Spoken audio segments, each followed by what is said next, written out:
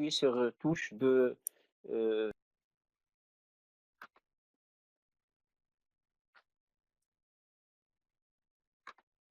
c'est bon maintenant?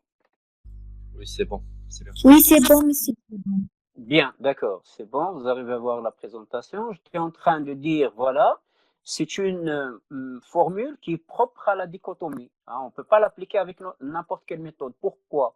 Parce que pour la dichotomie, ben, nous sommes en train de diviser l'intervalle par 2 à chaque fois.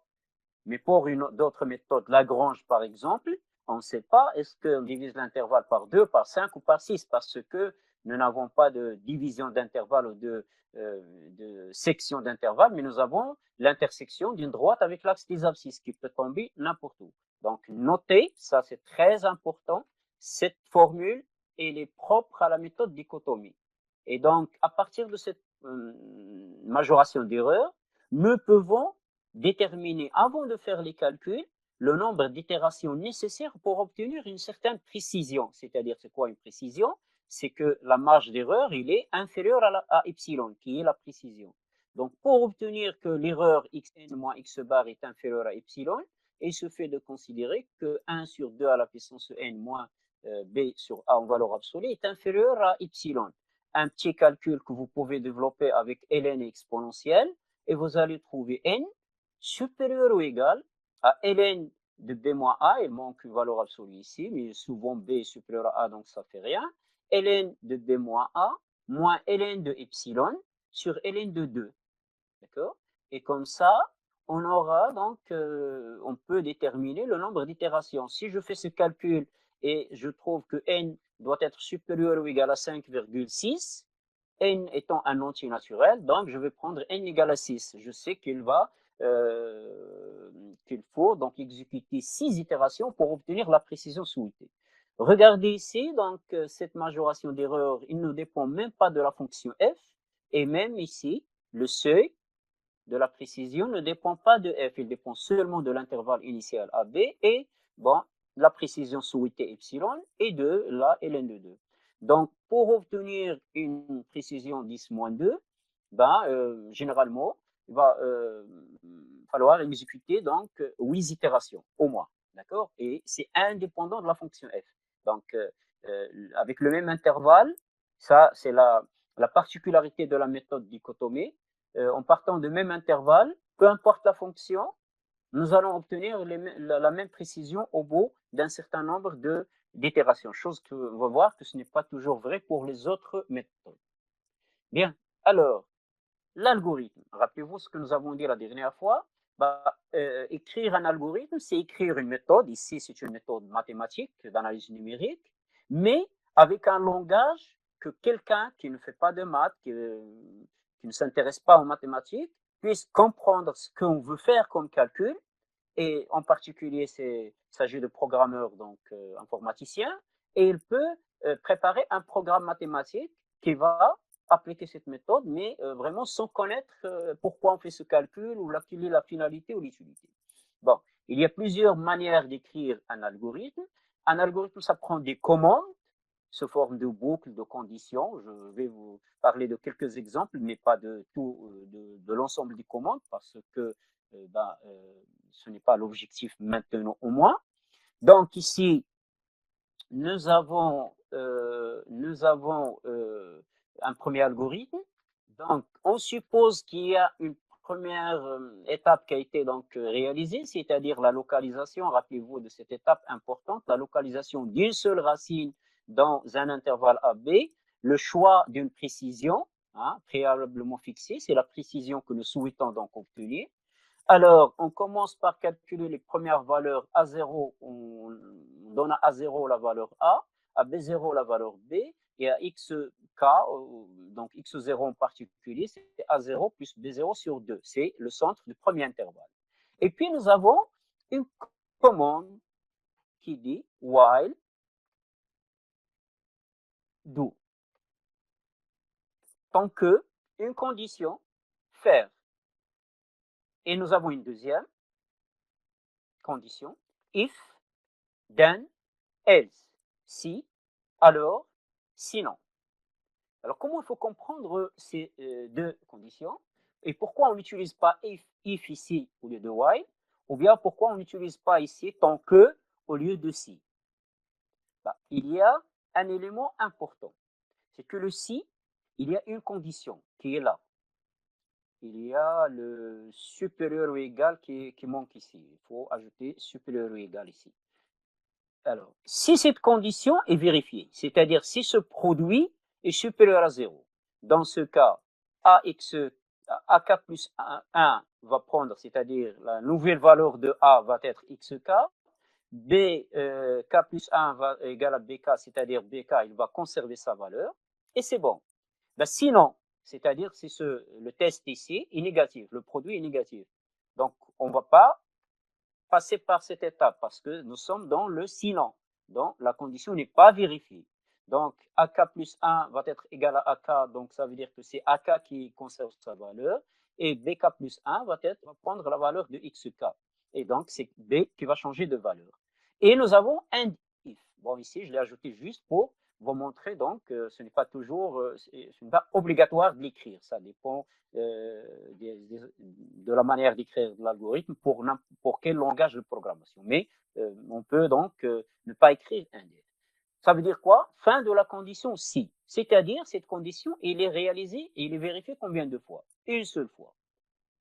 Nous avons un produit, on regarde s'il est positif ou négatif.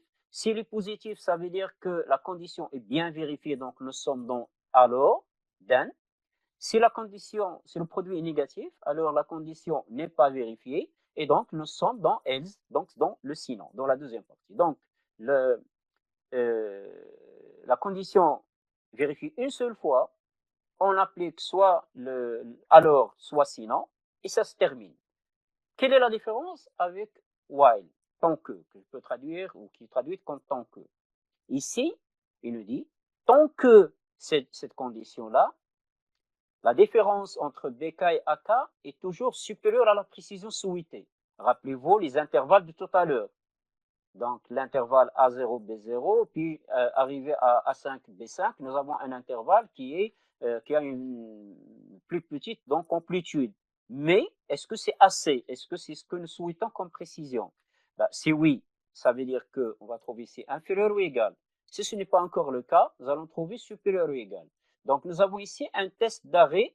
Ce premier test d'arrêt, il est basé sur l'intervalle, l'amplitude de l'intervalle. On peut remplacer ce test par un deuxième. Nous, on veut résoudre f de x égale à 0, donc nous pouvons tester par rapport à f de xk, qui est la solution approchée. Tant que, avec une précision epsilon bien choisie, tant que f de xk est supérieur à epsilon, donc le calcul ne donne pas la valeur approchée souhaitée. Donc nous allons faire quoi? Nous allons refaire ce calcul autant de fois que c'est nécessaire. C'est pourquoi on parle ici d'une boucle de calcul. Bon, nous allons exécuter une itération de 3, 5, 10, ce qu'il faut, jusqu'à obtenir ici un changement par rapport à la condition. Et si la condition est vraie, je continue les calculs. Deuxième itération, la condition est toujours vraie, je vais continuer les calculs. Lorsque la condition devient fausse, c'est-à-dire quoi? BK moins AK devient inférieur ou égal à epsilon. Dans ce cas, je vais arrêter un while. Donc, je vais arrêter les calculs. Donc, c'est ce qu'on appelle donc un algorithme. Donc, il est rédigé de cette manière avec des conditions de boucle, de conditions, d'incrément, ça dépend de la situation. Et lorsque l'algorithme s'exécute se termine, la dernière valeur que nous allons considérer comme valeur approchée, c'est la dernière valeur de AK, la dernière valeur de BK, parce que vous avez une suite AK ici, vous avez une suite BK, vous avez donc c'est xk plus 1 qui va être, ou xk si vous voulez, qui va être AK plus BK sur 2. Alors, quelle est la particularité de cet algorithme? La particularité de cet algorithme, c'est que il nous permet de construire des suites. L'algorithme nous permet de construire la suite A0, A1, voilà, et la suite B0, B1, ainsi de suite, et la suite x0, x1, ainsi de suite. Et donc, si par exemple, je veux une très grande précision, 10 moins 20. On peut, nous allons voir ça dans les TD, calculer le nombre d'itérations qu'il faut obtenir pour une précision de 10 moins 20. Nous allons trouver quelque chose d'énorme qui peut dépasser 1000 itérations. Donc, nous allons, si on veut appliquer cela et programmer cela sur un programme mathématique, nous allons, on va dire, calculer tous les termes de la suite jusqu'à 100 et puis peut-être jusqu'à 500, je dirais. La même chose ici jusqu'au distinction. Et donc, regardez combien de valeurs nous avons. Nous avons 500 valeurs, ou 501 ici, de valeurs pour la suite AI, 500, une valeur pour la suite BE, et pareil pour la suite X. Sur un ordinateur, c'est gérable. Mais ce même programme, on peut l'exécuter sur une calculatrice. Vous savez, vos calculatrices Casio, vous pouvez programmer la méthode dichotomie. D'accord? Avec les calculatrices scientifiques. Donc ici, nous avons besoin d'un espace mémoire important et si la machine n'a pas donc cette capacité de mémoire, ben, il y aurait un problème de gestion de mémoire parce que ici, toutes les valeurs ont été stockées. Hein. A0, on calcule, nous avons A0, B0, on calcule X0, on passe à A1, B1 et X1 et on conserve toutes les valeurs. Ça, c'est un algorithme qui va demander donc un espace mémoire important. Maintenant, pour gérer cette situation, donc on dit que c'est un algorithme qui calcule, qui stocke, il conserve toutes les valeurs. Et donc, à n'importe quel moment, je peux lui demander la valeur des 200, ben, il est disponible, la valeur, elle est stockée quelque part dans la mémoire. Maintenant, pour gérer cette question de mémoire, nous pouvons donc présenter l'algorithme 2. Alors, regardez l'algorithme 2, il est écrit différemment. La première étape, il est la même, localisée, mais n'allons pas utiliser une suite. Ce que nous allons faire, à chaque fois, nous avons une valeur de A, une valeur de B, nous allons calculer une valeur de C. Et là, les conditions sont les mêmes. While, do, et if, then, else sont les deux conditions de la même manière. D'accord? Et donc, ce qu'on va faire, la seule différence ici est peut-être expliquée de cette manière. J'ai 3 cases, d'accord? B, A et X. D'accord? Donc, la première étape, c'est celle-là. La deuxième étape, je vais faire quoi? Je ne vais pas utiliser une suite, mais je vais déterminer la nouvelle valeur de A et la réécrire ici. La nouvelle valeur de B et la réécrire ici. La nouvelle valeur de C, de X, ou bien de C, si vous voulez, la réécrire ici. D'accord? Et voilà. Donc, finalement, à chaque étape, je n'ai que 3 cases de mémoire. Et je vais développer tout ça. À la fin, j'ai les dernières valeurs seulement. Les autres ne sont pas conservées. Donc, regardez ici, par exemple, sur cet exemple, j'ai besoin de 1503 cases mémoire en disant que chaque valeur va être conservée dans une case, contre 3 seulement ici. Voilà la différence. Après, lorsque vous aurez la possibilité de s'intéresser beaucoup plus à ces domaines, vous allez donc comprendre qu'il ne suffit pas d'écrire un algorithme de point de vue mathématique, mais ici aussi, il faut prendre en considération le côté donc mémoire, capacité de machine, complexité d'algorithme, sont des notions avancées. Nous n'allons pas les traiter tout de suite, mais juste pour vous donner une idée. Donc ici, l'algorithme 2, il fait quoi? Il calcule et écrase. C'est-à-dire quoi écraser une valeur? C'est qu'il supprime la valeur initiale et la remplace par la nouvelle valeur calculée. Et donc, c'est un algorithme qui va donner le même résultat, mais qui va gérer donc mieux donc on va dire l'espace mémoire. Voilà. Donc, troisième exemple, si vous voulez, lorsqu'on connaît le nombre d'itérations, il n'y a pas de test. Ce qu'on vous dit, exécuter 5 itérations, la méthode de dichotomie. Là, ça ne sert à rien de mettre un test, mais on peut utiliser la boucle de calcul for, to, do. 2, A, faire. 2K égale à 1, à K égale à N, faire le travail. C'est-à-dire, je vais prendre K égale à 1, je vais faire les calculs, k égale à 2 jusqu'à arriver à grand N, et ça se termine ici sans utiliser aucune condition bien test d'arrêt. D'accord? Voilà. Donc ça, c'était le côté un peu algorithmique de la première méthode. De la même manière, la méthode de Lagrange, nous avons vu que cette méthode, il est pratiquement, en plusieurs points, il est identique à la méthode dichotomie. Pourquoi? Parce qu'on travaille toujours sur un intervalle AK, BK, et qu'à chaque fois, nous déterminons un point XK qui est entre AK et BK, et on regarde dans quelle partie la racine ou la solution se trouve, et puis on réduit l'intervalle. La seule différence, c'est que la dichotomie, on coupe l'intervalle en deux. La méthode de Lagrange, ben, l'intervalle, il est déterminé par, en fait, l'intervalle AB, elle est déterminée par, ou les points XK, ils sont déterminés par l'intersection d'une droite, d'accord? Donc A0, B0, ça nous donne X0, puis le A0 va prendre la valeur de X0, et A1, B1, la droite qui passe par les points d'abscisse A1 et B1 vont donner X1, et ainsi de suite. Donc on aura aussi des intervalles qui sont de plus en plus donc, de petite amplitude, sauf que ce n'est pas la moitié. Chaque intervalle n'est pas forcément la moitié de l'intervalle précédent, mais il se peut qu'il soit inférieur ou supérieur à la moitié, ça dépend de la fonction, ça dépend des droites. Donc ici, comment j'ai obtenu x0? Ben, c'est la droite qui passe par les points d'abscisse 0 et 3, l'intervalle initial. Après, ce x0 va devenir A. Voilà, x0 va devenir A1. Et puis, je vais considérer l'intervalle A1, B1 et tracer la droite. Il va me donner le point x2 qui va devenir A2. Et voilà, observez ici que sur 3 itérations, x0, x1, x2, nous sommes en train de nous approcher de la solution qui est le point d'intersection ici, de la courbe avec l'axe des abscisses. De la même manière, les mêmes algorithmes, ce que change, c'est la manière de calculer xk. Xk était pour la dichotomie ou pour la bisection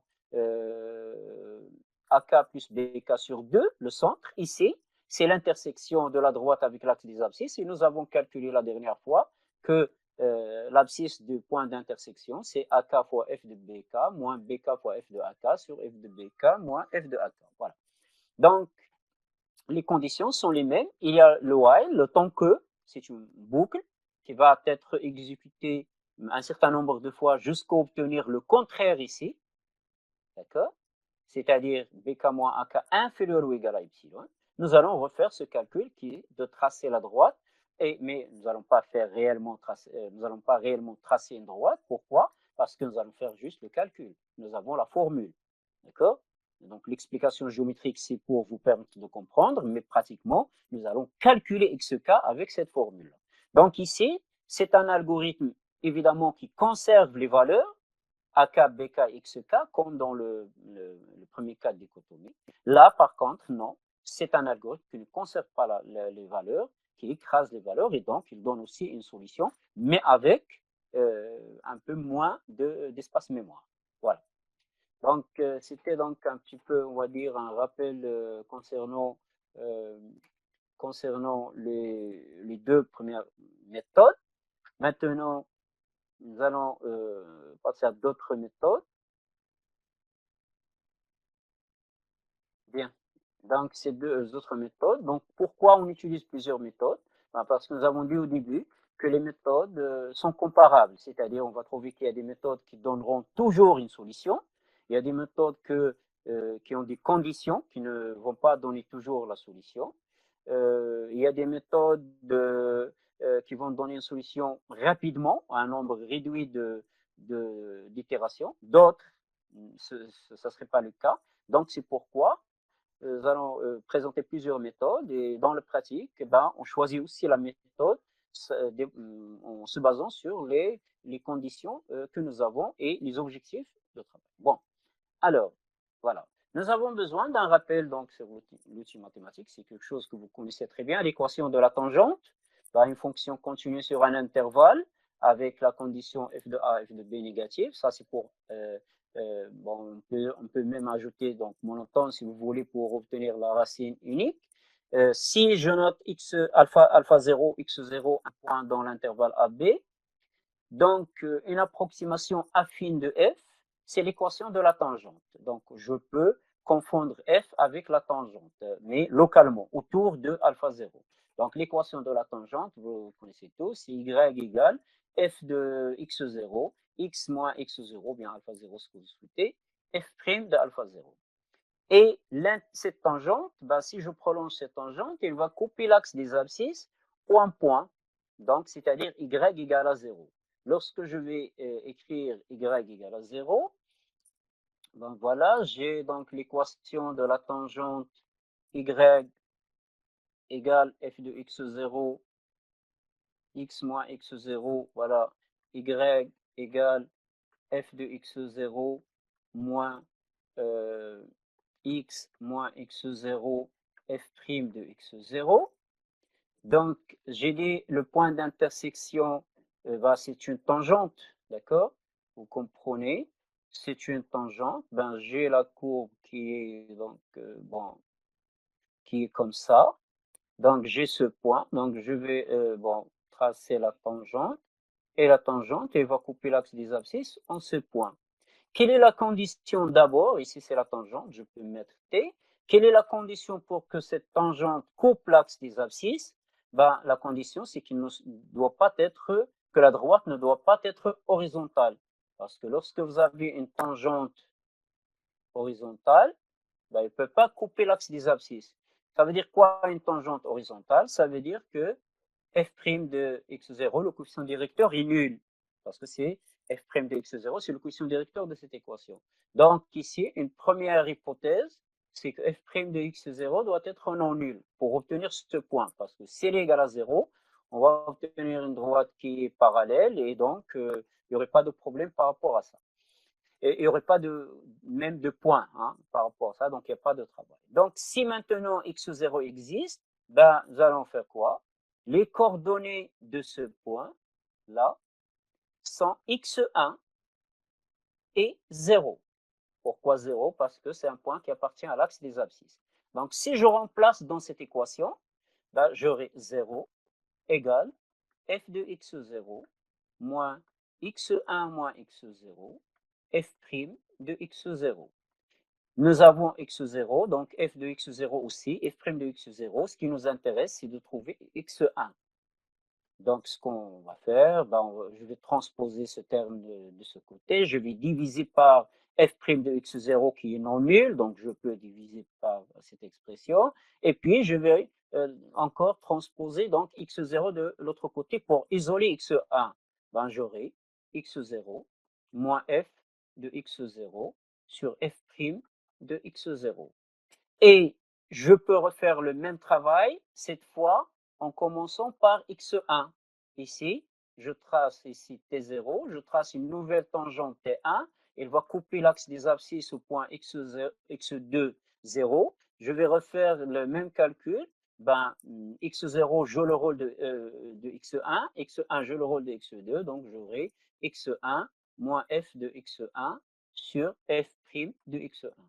Et donc, à partir de là, pour le cas n, ou bien k, ben ici, j'aurai xk, xk, xk, et pour 1, j'aurai xk plus 1.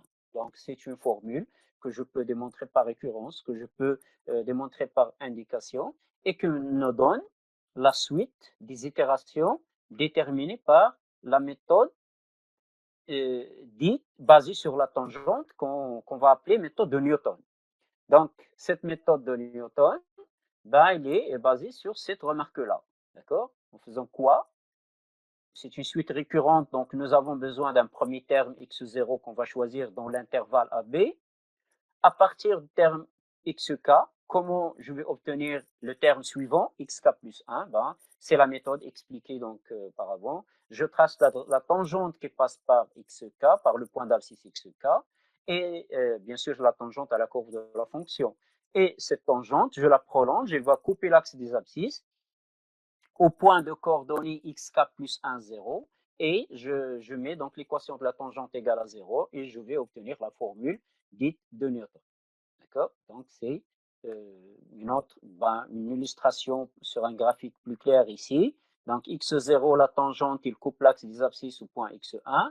Et puis, je reconsidère le point d'abscisse x1, mais qui est sur la courbe de la fonction. Et je trace la nouvelle tangente, ici, T1. T1, il coupe l'axe des abscisses en x2. Et je remonte sur la courbe pour obtenir le troisième point. Et je retrace la tangente et voilà x3 qui est pratiquement à côté de la solution. La solution, c'est l'intersection de la courbe de la fonction avec l'axe des abscisses. Donc, c'est la méthode.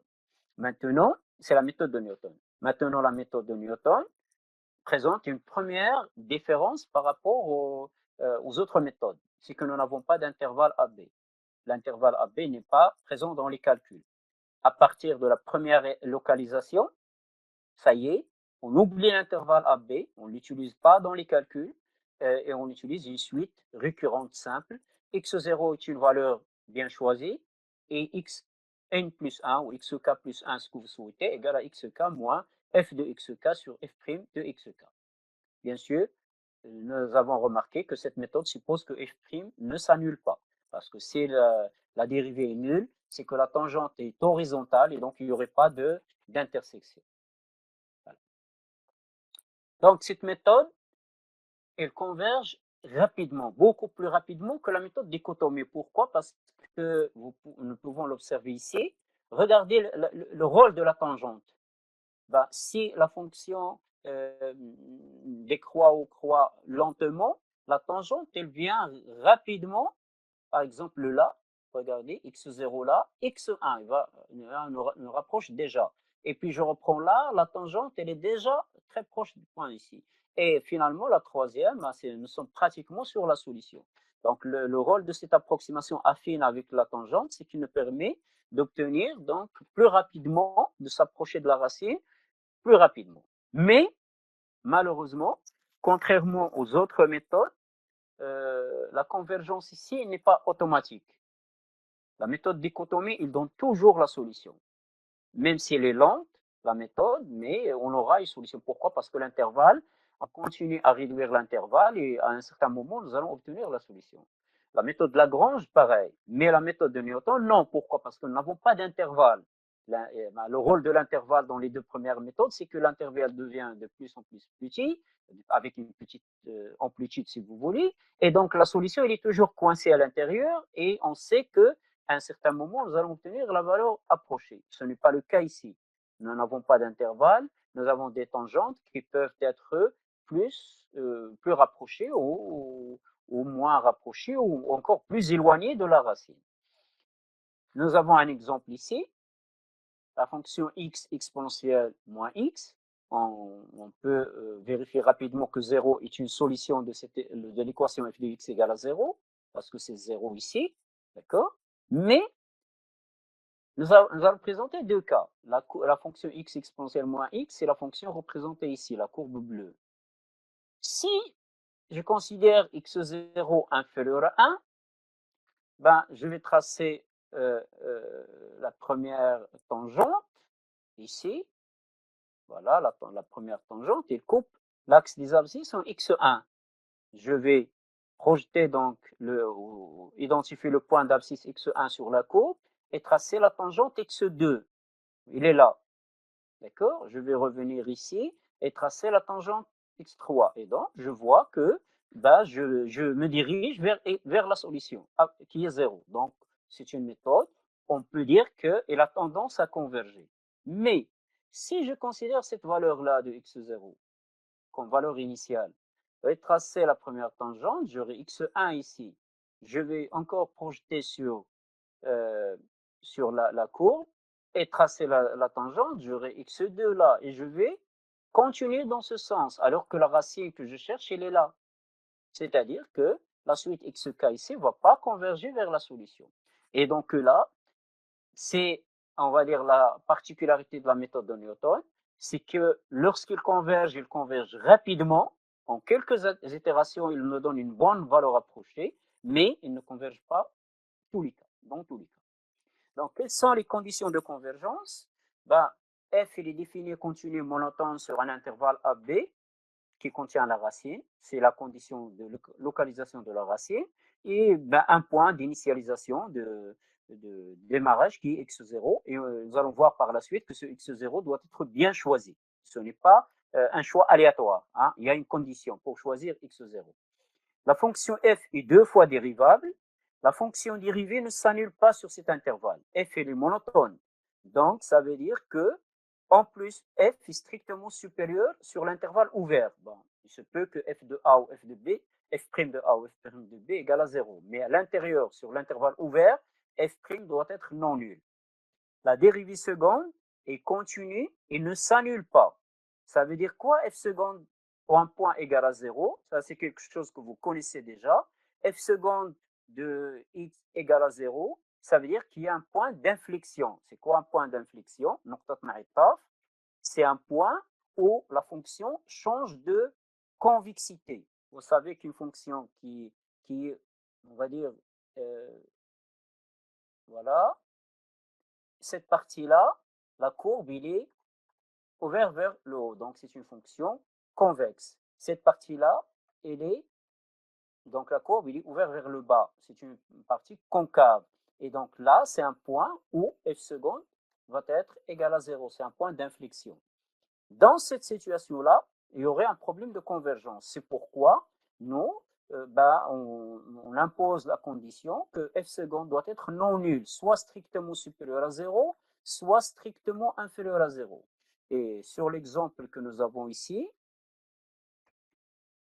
l'exemple que nous venons de voir, ben oui, cette condition n'est pas vérifiée. Pourquoi? Parce que nous avons ici la partie concave, jusque-là, jusque 1, et puis nous avons la partie convexe. Il est dans l'autre sens.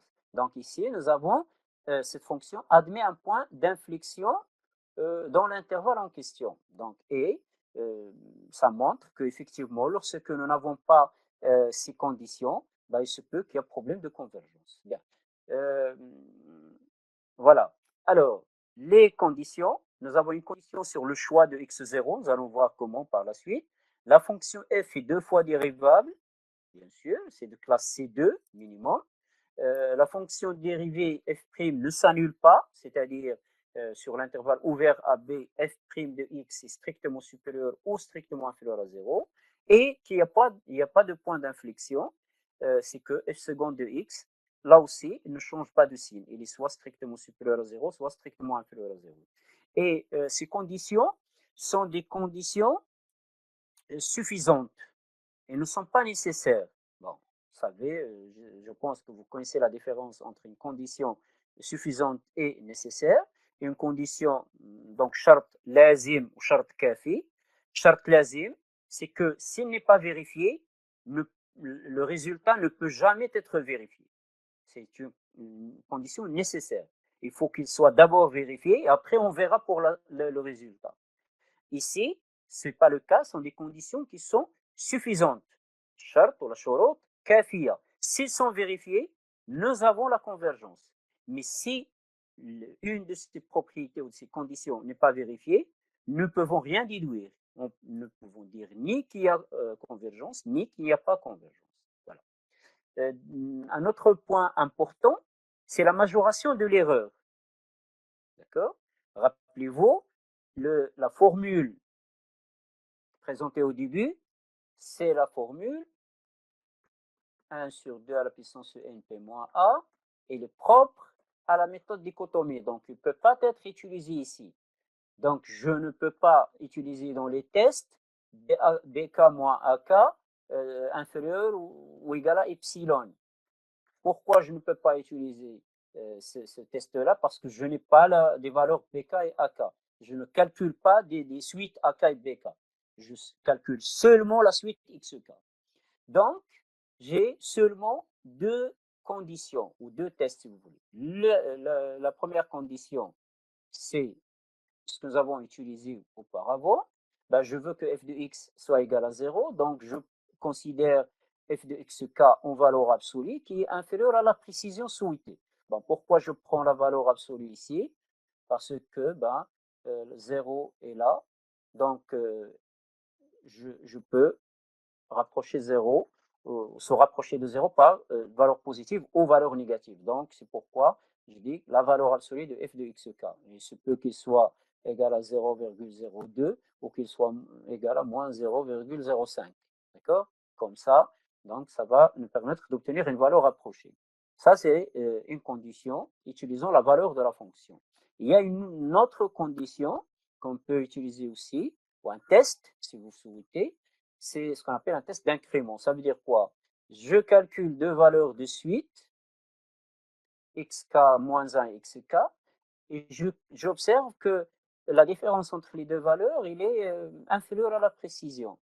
D'accord? Ça veut dire quoi? Ça veut dire que là, je suis en train de trouver des points qui sont très rapprochés. Bah, ça y est, c'est suffisant. Je ne vais pas pouvoir améliorer les valeurs. Donc, je vais me dire, voilà le test, il est vérifié. Et donc, voilà la solution approchée. Donc, ici, c'est un test qu'on peut utiliser aussi. C'est ce qu'on appelle un test d'incrément. C'est-à-dire que, de point de vue calcul, je ne peux pas gagner encore en ajoutant des itérations. Ça y est, j'arrive à un certain point où xk, toutes les valeurs de la suite ou tous les termes de la suite sont condensés les uns à côté des autres. Nous allons reprendre notre exemple, f de x égale à x carré moins 2. Nous avons déjà localisé une racine dans l'intervalle 0,3 et nous savons que f' de x égale à 2x, donc il est strictement positif sur l'intervalle ouvert 0,3, et nous savons que f seconde de x égale à 2, il est strictement positif sur l'intervalle 0,3. Donc les conditions de convergence sont vérifiées, reste le bon choix de x0. Ça, nous allons voir par la suite comment choisir le point initial. Il y a une condition. Cette condition, c'est que, bon, je vais vous le dire tout de suite, c'est une condition supplémentaire, c'est que f de x0 et f seconde de x, ici c'est x0, ici c'est x, ont le même signe. D'accord? Nous avons dit que f seconde, il ne change pas de signe, il est ou bien positif, la valeur est ou bien positive ou bien négative. Donc, ce qu'on va faire, si la valeur si la dérivée seconde est positive, nous devons choisir x0 avec l'image positive. Si f seconde est négative, nous devons choisir f de x0 de manière que f de x0 prend une valeur négative. C'est la condition initiale. Hein. Nous avons dit une valeur d'initialisation. Je dis toujours qu'il est bien choisi.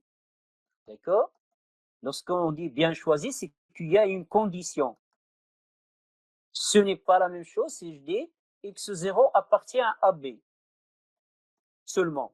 Si je dis x0 appartient à AB seulement, ça veut dire que je peux prendre n'importe quelle valeur ici. Non, moi je dis c'est une valeur qui appartient à AB évidemment, mais qui est bien choisie. Comment? À travers cette condition.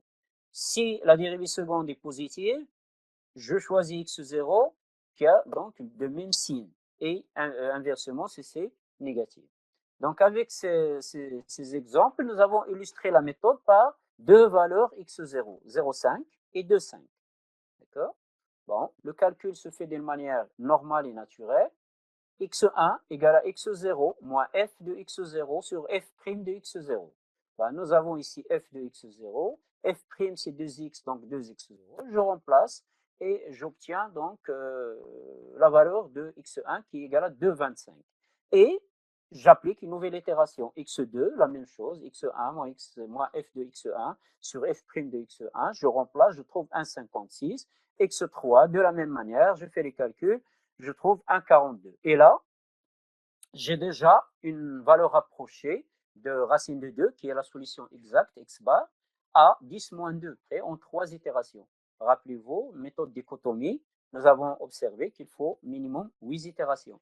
D'accord? Voilà la différence qui peut exister entre une méthode et une autre. Ensuite, si je commence par 2,5, j'aurai x1, la même manière, la même formule, je remplace, je trouve 1,65. Et puis x2, je trouve 1,43. Et là, en deux itérations, nous avons l'approximation souhaitée. Nous sommes bon, nous arrivons à une valeur rapprochée de la solution exacte avec la précision souhaitée. Bien, voilà.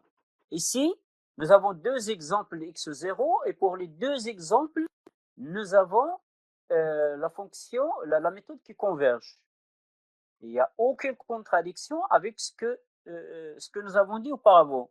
Nous avons dit qu'il y a 4 conditions, si vous voulez, 3 ou 4, d'accord?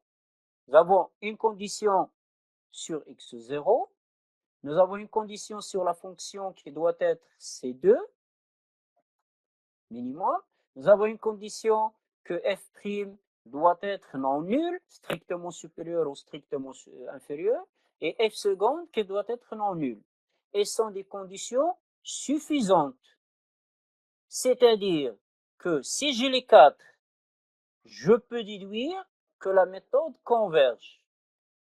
Mais si j'ai une condition qui n'est pas vérifiée, disons celle-là, je ne peux pas dire la méthode diverge. C'est faux. Ce que je peux dire, que je ne suis pas sûr que la méthode va converger. Ici, il faut faire très attention à cette situation. Nous avons les 4 conditions, ils nous donnent la convergence comme conditions qui sont des conditions suffisantes, mais ne sont pas nécessaires. Donc l'exemple, il est là. On trouve quoi ici? Ben, je trouve que pour deux valeurs, la méthode converge. Et pour ces deux valeurs, nous avons f de 0,5 qui est négative et f de 2,5 qui est positive. Donc voilà, je pense que c'est très clair maintenant. Les 4 conditions me permettent de dire, voilà, la méthode converge. Mais si une condition n'est pas vérifiée, nous ne pouvons rien déduire. Nous allons dire, bah, il faut vérifier donc autrement. Bon, l'illustration graphique des deux étapes de calcul avec 0,5 et avec 2,5. Voilà, on regarde, ça dépend du point. Donc, pourquoi et pour 2,5 c'était plus rapide?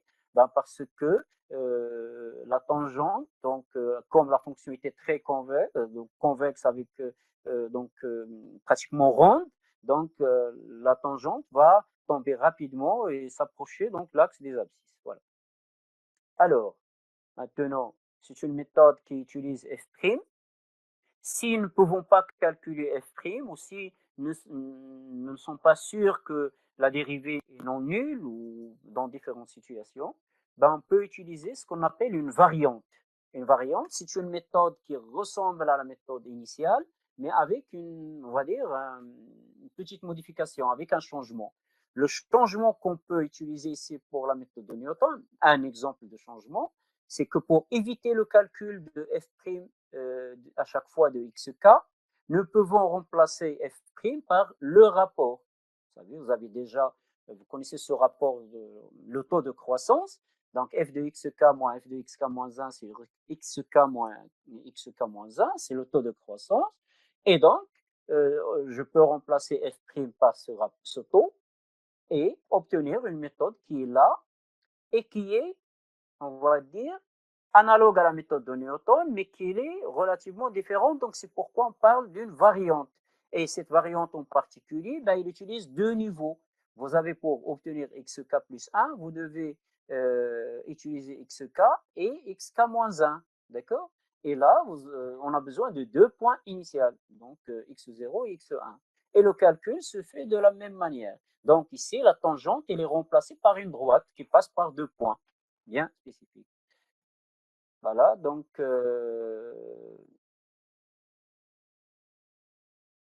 là, c'est le tableau de calcul des valeurs. Et une autre variante, c'est par exemple ici, au lieu d'utiliser xk et xk-1, ben, je considère que xk-1, je la remplace par b, qui est toujours constante. Voilà, une autre variante qu'on peut trouver. Une troisième variante, je remplace la dérivée par une constante Coulomb, qui est ou bien f' de x0 pour faire moins de calculs, pour ne pas à chaque fois calculer f' de x, ou bien Coulomb qui est le taux de croissance entre A et B. Donc voilà, vous avez plein de variantes, mais la méthode de base, xk plus 1 égale à xk moins f de xk sur f' de xk, dans quelques livres, pour ceux qui vont chercher peut-être à travailler davantage, bah, la méthode de Newton, elle est appelée aussi parfois la méthode de Newton-Raphson. Bien, dernière méthode, c'est une méthode de point fixe. Et pour pouvoir donc présenter la méthode point fixe, nous avons besoin encore d'un outil mathématique. L'outil mathématique, c'est l'existence et l'unicité d'un point fixe. Si g est une fonction continue sur un intervalle AB, et si en plus l'image de l'intervalle AB reste dans l'intervalle AB, elle est incluse dans l'intervalle AB, alors la fonction admet un point fixe. C'est quoi un point fixe? C'est un point qui ne change pas de valeur. G de alpha, c'est alpha. D'accord? Ça, c'est toujours il existe. Donc, il existe. Après, il existe, il faut toujours utiliser. Bon, imaginez qu'il y a un au moins. D'accord? Il existe au moins. Donc, le point fixe, là, ce n'est pas forcément, avec ces conditions, il n'est pas forcément unique. Pour obtenir l'unicité, ben, il faut ajouter, vous l'avez compris, il faut ajouter la monotonie. Si G est une fonction monotone, ben, évidemment, lorsque G de X, G de alpha va être égal à alpha, on ne peut pas retrouver donc un deuxième point fixe. Alors, ça veut dire quoi, géométrie? Donc, si j'ai une fonction f comme ça, d'accord? Si je veux vérifier s'il y a un point fixe, c'est-à-dire f de x égale à x, je dois ajouter quoi comme graphique sur la courbe? Ben, f de x, elle est là. L'égalité de deux fonctions, je dois représenter les deux fonctions dans le même donc, repère et regarder les points d'intersection. Pour obtenir f de x égale à g de x, c'est ce qu'on fait. Hein, on trace les deux fonctions sur le même repère et on regarde les points d'intersection. Quelle est, si je note cette fonction h de x égale à x, cette fonction, c'est une fonction usuelle, référentielle. Il est représenté comment? Ben, il est représenté en utilisant la première bisectrice, le monosif l'awwal. D'accord? C'est là, on aura 1 par exemple, 0, 0. C'est la première bisectrice. Et donc, nous allons pouvoir prolonger. Bon, on peut faire comme ça, ce n'est pas une vraie droite, mais bon, vous comprenez que c'est un peu difficile de représenter. Et nous avons ici la solution souhaitée f de x égale à x. D'accord? C'est là ce qu'on appelle un point fixe. Voilà. Maintenant, du point de vue mathématique, nous avons deux conditions. Continuité de la fonction et g ou f, g de AB, l'image de l'intervalle AB est contenue dans l'intervalle AB. Maintenant, il faut faire très attention à cette écriture. Ça veut dire quoi, g de AB? D'abord, l'image de l'intervalle. Attention, est-ce que g de AB est toujours égal à g de A, g de B? À votre avis? Non. Quand est-ce que je peux écrire cette égalité-là? La monotonie. Pardon? La monotonie. Quelle monotonie particulièrement? Croissant. Lorsque la fonction croissant. Très bien. C'est lorsque la fonction est croissante. Non, il est croissant. Il conserve l'ordre ici. Voilà, c'est une fonction croissante, GA et GB. Par contre, si la fonction est décroissante, que va être cette image?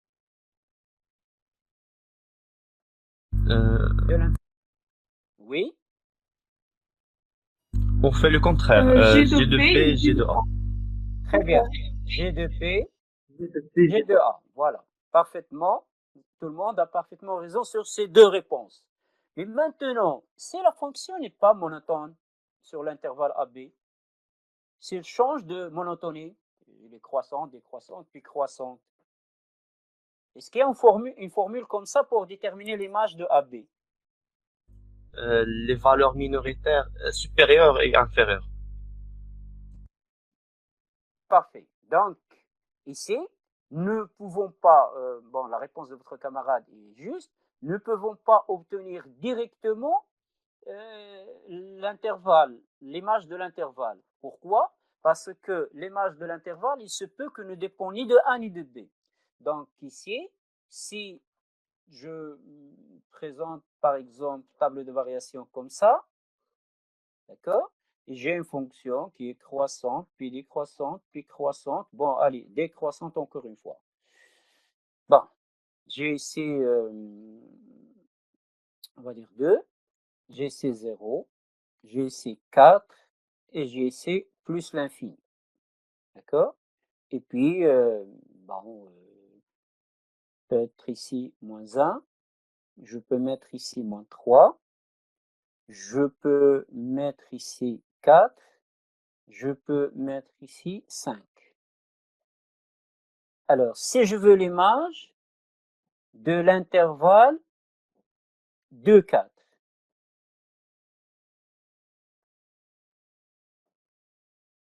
je ne peux pas dire que c'est G de 2, G de 5. D'accord? C'est-à-dire 4 et 5. Pourquoi?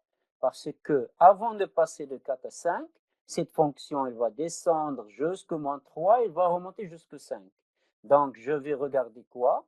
Dans l'intervalle qui m'intéresse, je vais regarder les valeurs minimales, il n'y a qu'une seule, je vais mettre cette valeur minimale. Et les valeurs maximales, sont des minimums et maximums locaux, c'est-à-dire ils ne sont pas globaux sur R, mais locaux dans un intervalle. Et j'ai là 4 et 5, donc je vais écrire 5. D'accord? Par contre, si l'intervalle était 0, 4,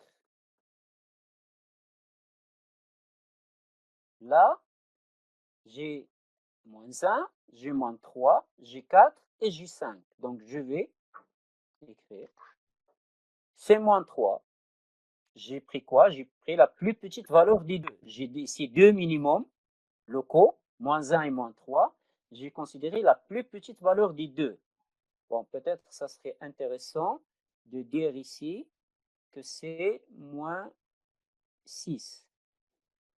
Voilà, comme ça, pour que tout le monde puisse comprendre. Donc, moins 6. D'accord? J'ai moins 6, j'ai moins 3. Moins 6 est inférieur à moins 3. Donc, cette fonction, elle peut prendre une valeur égale à moins 6, puis elle remonte jusqu'à 4, puis elle descend jusqu'à moins 3, puis elle remonte encore jusqu'à 5. Donc, la plus petite valeur possible pour elle, c'est moins 6. La plus grande valeur pour elle, c'est 5. Voilà comment on détermine donc l'image d'un intervalle.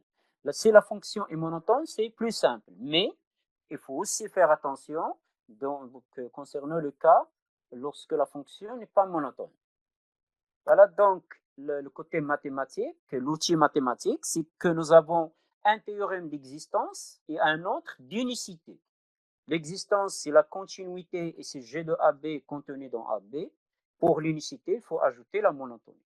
Et puis, ce qui est donc important, c'est que nous avons ce passage entre le point fixe et la résolution des équations f de x égale à 0. Ben, regardez, si j'ai la fonction f de x égale à 0, je peux ajouter, comme ce que nous avons l'habitude de faire avec des fonctions, avec des équations, ajouter des x de part et d'autre, et je peux noter cette fonction comme étant g de x. Donc, j'aurai l'équation f de x égale à 0 qui est transformée en une situation ou une équation point fixe, avec une nouvelle fonction évidemment. Regardez, ce n'est pas la même fonction. Et si j'ai point fixe, je peux encore retrancher x de ce côté, trouver g de x moins x qui va être égal à 0. Et je peux considérer que c'est une fonction f. Donc, la relation entre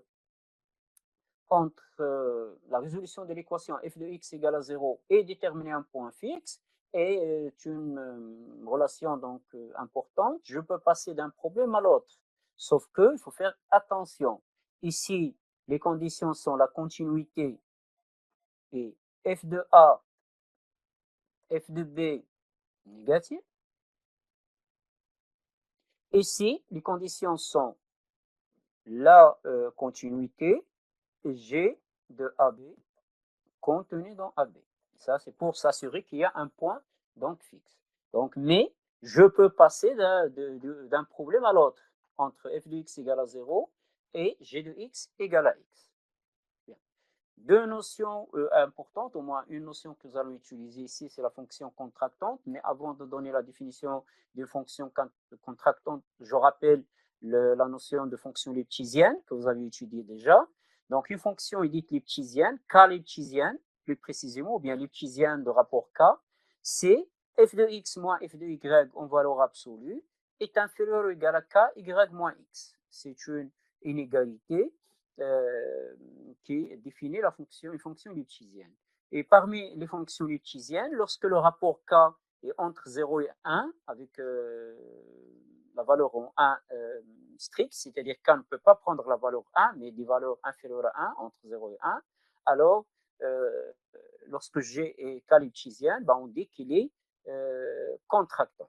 D'accord? C'est-à-dire qu'il existe K qui est entre 0 et 1, différent de 1, qui vérifie la même inégalité f de y moins f de x inférieur à k y moins x. Ces fonctions contractantes jouent un rôle important dans la convergence des suites, parce que si k est inférieur à 1, d'accord, en répétant donc cette majoration plusieurs fois, nous allons trouver quelque chose comme k à la puissance n et une suite géométrique avec la raison inférieure à 1. On sait qu'elle converge vers 0, donc ça nous permet de démontrer donc la convergence. Et je termine la dernière partie donc prévue aujourd'hui pour cette séance. Donc, parmi les fonctions qu'on connaît, donc il y a des fonctions lipschitziennes et contractantes qu'on peut facilement vérifier. Si je prends une fonction constante A, ben, il est 0 lipschitzienne, les k lipschitziens avec k égale à 0. Pourquoi? Ben, la fonction g de x égale à A. Donc, je vais calculer g de y moins g de x, c'est égal à A moins A. C'est une fonction constante. Bon, c'est 0. Et bon, 0, je peux dire toujours qu'il est inférieur à quoi? À 0, y moins x. D'accord? Fois. Donc, k ici, parce que c'est égal. Il est 0 lipschitzienne, il est 1 lipschitzienne, il est 2 lipschitzienne, il est ce que vous voulez. D'accord? Quel que soit k supérieur ou égal à 0, cette fonction est k lipschitzienne. C'est un exemple simple et peu important. Deuxième exemple, c'est lorsque votre fonction est affine, c'est-à-dire la forme f de x égale à ax plus b. Là, on calcule f de y moins f de x. Vous allez obtenir ax plus b moins ay plus, c'est l'inverse, ay ici et ax là. Bon, après, je vais enlever les parenthèses et cette parenthèse est précédée par un signe moins, donc j'aurai ay plus b moins ax moins b. Les b vont simplifier. Je peux factoriser par a. J'aurai valeur absolue de a fois valeur absolue de y moins a. Et je peux considérer k si ce terme-là et dire que c'est inférieur ou égal. Hein, c'est égal, donc c'est inférieur ou égal. Donc, toute fonction affine est une fonction qui est k lipschitzienne avec k égale valeur absolue de a. D'autres exemples de fonctions lipschitziennes, x au carré. Mais x au carré, attention, c'est une fonction un peu particulière de ce point de vue. Pourquoi? Parce que lorsque je vais prendre f de x, hein, f de x égale à x au carré, lorsque je vais prendre f de y moins f de x, qui est égal à y au carré moins x au carré, ben, je vais dire que ce produit y moins x, y plus x, d'accord? C'est une identité remarquable. Je peux séparer y plus x, y moins x. Vous savez, le y moins x, il est là, de la définition. Donc, il faut trouver un cas qui est majorant ici. Donc, ce cas, on l'obtient comment? Avec un encadrement. Hein? Si j'ai l'intervalle AB, et x, il est là, ben, je peux dire que y aussi entre a, b, donc la valeur absolue, et je vais faire un encadrement pour déterminer le cas. Mais donc, dans ce cas, chaque fonction carrée sur un intervalle spécifique est k lipschitzienne avec k qui va changer de valeur d'un intervalle à l'autre. D'accord? Ben, il y a d'autres exemples de fonctions lipschitziennes. X cube aussi de la même manière. Racine carrée de x aussi de la même manière. Et puis, une fonction rationnelle comme 1 plus x sur 2 plus x est contractante. Et là, on trouve que le rapport, c'est 1/4, d'accord, avec un petit calcul on va dire, d'encadrement. Voilà. Donc, les fonctions contractantes en particulier jouent un rôle important dans cette méthode, dans les conditions de convergence. Nous allons voir par la suite. Alors, cette méthode dite, et ça serait pratiquement la dernière étape,